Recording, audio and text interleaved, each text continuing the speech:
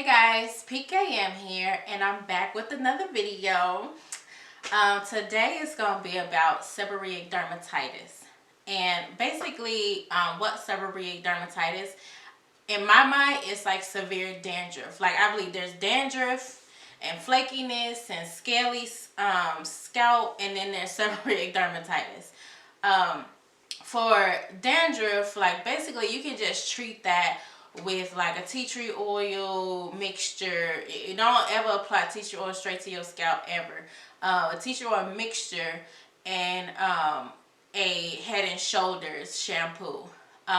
For seborrheic dermatitis, it's more like a medical condition, and it's more, I think, something you have to treat with the assistance of a dermatologist. And it's basically like dry, itchy, irritated, inflamed skin on your scalp. And if you like scratch it too much, it will turn into scabs. And that's basically what I deal with. Sounds disgusting, but it's the truth. It's very dry. It's extremely itchy. And it gets progressively worse if you don't stop it. If you don't treat it, it does get worse.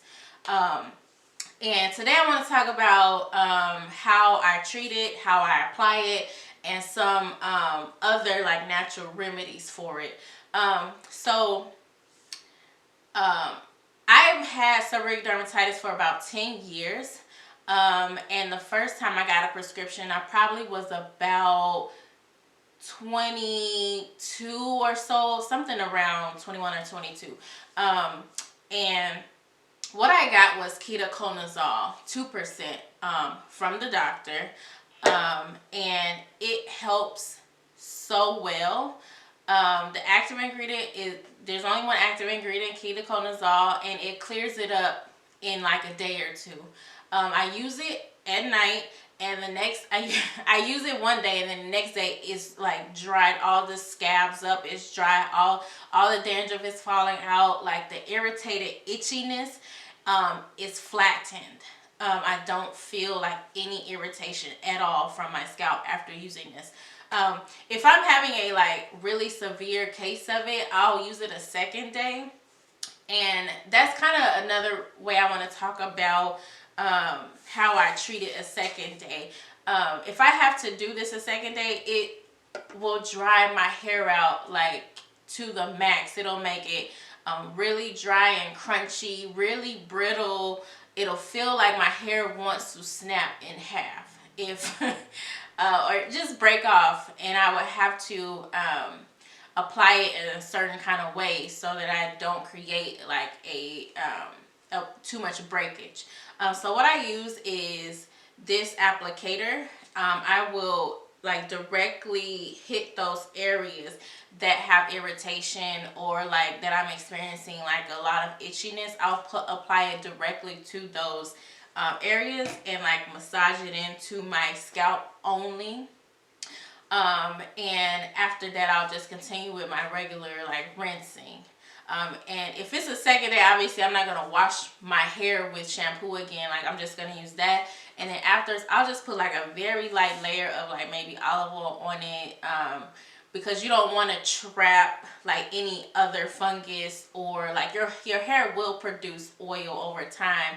So you don't want to trap anything into your scalp. That creates an environment for fungus and bacteria to grow. So you want to be very careful about applying extra oils to your scalp after treating it. And I would suggest not getting it on your hair at any point, because like I said, it's extremely drying whether you got oily hair or not. Like, all products that I'm going to talk about today are really drying. Another product I use when, like, if it's just like a regular wash day and I might feel a little irritation, I'll use Nizoral. And its active ingredient is ketoconazole too, but it's just in a lower percentage. It's about half the percentage of the prescription strain. And then also Head and Shoulders, which you can use just for regular dandruff, but pyrithium zinc, it can be good for your scalp when you're experiencing like mild forms of seborrheic too. it's just is just not as strong, but it can be used like as a maintenance shampoo. And I think those are all like the ones that I would recommend. I know there's some other treatments that people talk about, like they might use tea tree oil in small doses. I tried that before and I hurt my scalp, like it was like burning. I might have put too much, like I think tea tree oil has to be used like in very small doses if you decide to add it to your treatment. Another one is Selsun Blue. The thing with Selsun Blue is it's extremely thick. So again, like watering it down in a applicator bottle will help with that thickness, and also like not letting it get trapped in your hair. Obviously I have locks, so things can get trapped in my hair really easily and cause like buildup. So I have to be very careful about that. But yeah, my like favorite obviously is a prescription, and next the Nizoral for like maintenance or like small irritation. The next thing is the natural remedies. And I would say the first thing is cutting out like inflammation inducing food products like dairy, wheat, sugar, flour, like gluten in general, but like I would say specifically dairy. If you can't give up like bread, or you can't give up dairy, like give up something that you feel like causes inflammation in your body, at least for that like treatment period that you're going through. Just like anything else, you have to abstain for your body to regain control and for you to feel comfortable in your own being, and not like scratching your scalp or like causing like extra inflammation. Like I said, once it stops, it just continues.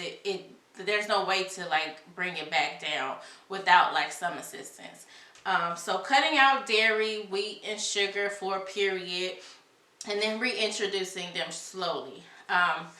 Trust me, I was off of dairy for 10 years, and I've started like kind of reintroducing macaroni or pizza or cereal with like regular milk. But God didn't have that in the cards for me, so that's not that's not my like desire anymore, like to cause more harm to my body than need be. So I will continue with my dairy alternatives. Even though almond milk kills the bees, I am trying other things, and soy milk is not exactly that great for you either. So I will continue looking for other like alternatives. But almond milk is my preferred choice. And next thing is cod liver oil, which is a fish oil. I feel cod liver oil is a godsend. It's so good for so many things, like not just skin, but overall like mood and general health. Obviously fish oil is very well known to be very heart healthy, helps with your joints, helps with your mood, helps with your skin. Cod liver oil is like giving yourself a shot of vitamin A and vitamin D. Bone health too, like it helps with bone health.